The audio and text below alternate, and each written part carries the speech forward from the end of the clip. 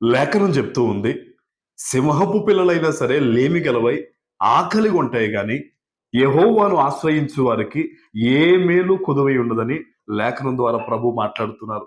ఈరోజు నీ జీవితంలో ఏది ఇంకా దక్కించుకోలేదని, ఏమీ లేదని నువ్వు బాధపడుతున్నావో నాకు తెలియదు కానీ దేవుని వాక్యాన్ని గనక నువ్వు ఒక్కసారి ఆలోచన చేస్తే మనసుకు ఎంతో ధైర్యం కలుగుద్ది.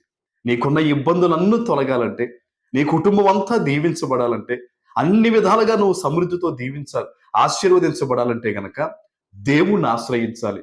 దేవుణ్ణి ఆశ్రయించడం అంటే ఏంటో తెలుసా? ఆదివారం ఒక్క రోజు చర్చికి వెళ్ళి తక్కిన రోజులన్నీ నీ ఇష్టానుసారంగా జీవించడం కాదు. ప్రతిరోజు దేవునికి భయపడి వాక్యాన్ని చదువుతూ ప్రార్థన చేసుకుంటూ నీ జీవితంలో మొదటి స్థానాన్ని దేవునికి ఇవ్వడం, దేవుణ్ణి ఆశ్రయించడం. ఒక్క 4 రోజులు కనీసం దేవుని సన్నిధిలో మొదటిగా ప్రార్థన చేసి చూడు, నీ జీవితంలో గొప్ప మార్పుని నువ్వు చూస్తావు.